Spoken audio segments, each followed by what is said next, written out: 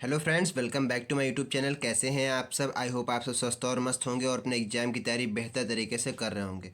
तो फ्रेंड्स, आज के मेरी वीडियो का टॉपिक है क्लास 12th फिजिक्स 8 बहुत ही महत्वपूर्ण व्यंजक। तो दोस्तों, आज की वीडियो में हम लोग बात करने वाले हैं 8 बहुत ही महत्वपूर्ण डेरिवेशंस के बारे में, यानी कि जिससे आपके 20 अंक बिल्कुल पक्के होने वाले हैं।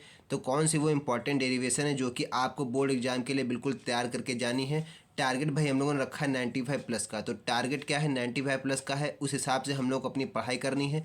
कोई भी क्वेश्चन छोटा बड़ा नहीं छोड़ना है। जैसी भी डेरिवेशन हो, हमको सारी डेरिवेशन लेके चलनी है साथ में। यहाँ पर जो मैंने डेरिवेशन आपको 8 डेरिवेशन आज ली हुई हैं, ये सारे आपके प्रीवियस पेपर से मैंने उठा के ली हुई हैं। ठीक है, बहुत ही इंपॉर्टेंट डेरिवेशन हैं, तो उसको एक एक करके आज हम लोग डेरिवेशन को समझने वाले हैं। कौन कौन सी डेरिवेशन ज़्यादा आपसे पूछी गई हैं, ठीक है, मोस्ट इंपॉर्टेंट डेरिवेशन कौन कौन सी हैं। ठीक है, तो सबसे पहली डेरिवेशन आप देख ही रहे होंगे कि लिखा है समांतर प्लेट संधारित्र की धारिता का व्यंजक व्युत्पन्न करना है। यानी समांतर प्लेट संधारित्र की धारिता क्या होती है, उसका आपको व्यंजक निकालना है। ठीक है, दूसरी आप डेरिवेशन देख रहे होंगे, लिखा है बायो सेवर्ट का नियम। ठीक है, बायो सेवर्ट का नियम क्या होता है उसके बारे में आपको बताना है, उसकी डेरिवेशन भी आपको प्रूफ करनी है। तीसरी डेरिवेशन लिखी हुई है एलसीआर परिपथ की प्रतिबाधा एवं कलांतर निकालिए। एलसीआर परिपथ क्या होता है आप जानते हैं। एलसीआर क्या होता है? एल यानी कि हमारा होता है इंडक्टेंस, सी होता है कैपेसिटेंस, आर होता है रेजिस्टेंस। यानी प्रेरकत्व हो गया, ये संधारित्र हो गया और यह प्रतिरोध हो गया। तो एलसीआर परिपथ की प्रतिबाधा निकालनी। प्रतिबाधा का मतलब होता है आपका जेड, और एवं कलांतर यानी कि फेस होता है हमारा, यानी फाई। तो ये आपको प्रूफ करना है, इसी के आपको डेरिवेशन प्रूफ करनी है। तो ये बहुत ही इंपॉर्टेंट डेरिवेशन है, आपसे जरूर पूछी जाएगी। इसको अच्छी तरीके से आपको तैयार कर लेना है। अगली डेरिवेशन की अगर हम लोग बात करें दोस्तों, अगली डेरिवेशन है पतले प्रिज्म के लिए अपवर्तनांक का व्यंजक व्युत्पन्न कीजिए।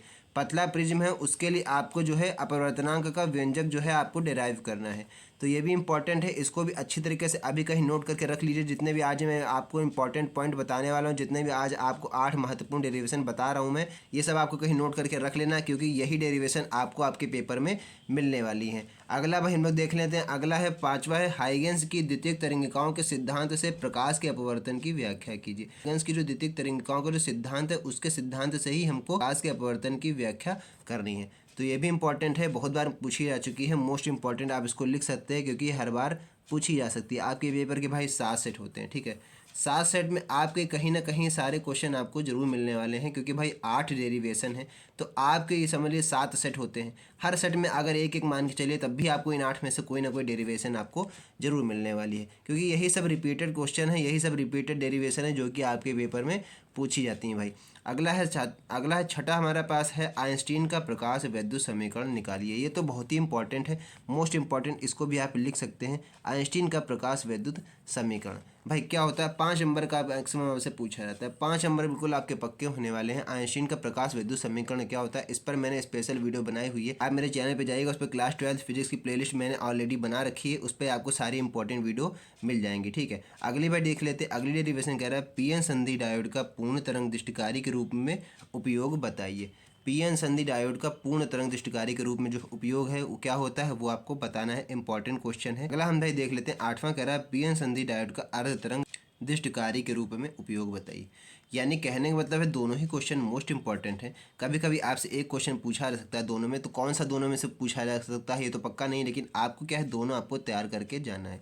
पीएन संधि डायोड का पूर्ण तरंग दृष्टिकारी भी पूछा जा सकता है, और पीएन संधि डायोड का अर्ध तरंग दृष्टिकारी भी पूछा जा सकता है। और हाँ, कभी कभी ये लॉन्ग क्वेश्चन पूछ लिया जाता है, तो ऐसे भी पूछा जा सकता है आपसे कि पीएन संधि डायोड का पूर्ण तरंग दृष्टिकारी एवं अर्ध तरंग दृष्टिकारी के रूप में उपयोग बताइए। आपसे कंबाइंड क्वेश्चन में पूछा सकता है दोनों का मिला करके, और नहीं तो आपसे सेपरेट तो पूछा ही जा सकता है, जैसे कि मैंने लिखा हुआ है। तो ठीक है, इस प्रकार के हमारे 8 डेरिवेशन हैं जो आपके पेपर में मोस्टली कई बार पूछे आ चुके हैं। तो आई होप आपको सारे टॉपिक अच्छी तरीके से समझ आ गए होंगे, कौन कौन से आपको डेरिवेशन अच्छी तरीके से तैयार करना है। 20 नंबर बिल्कुल आपके पक्के होने वाले हैं, क्योंकि इसमें 4 से 5 डेरिवेशन तो आपकी फंसने वाली हैं। पेपर में आपके 4 से 5 अगर डेरिवेशन पूछी जाएंगी, तो अगर मान लेते हैं मिनिमम 4 डेरिवेशन आपसे पूछी गई, एक डेरिवेशन होती है 5 नंबर की, तो 5 को 20 नंबर बिल्कुल आपके पक्के होने वाले। और ये समझ लीजिए कहीं पर आप लिख के रख लीजिए, 100% आपको इसमें से कम 4 से 5 डेरिवेशन मिलने वाली हैं पेपर में।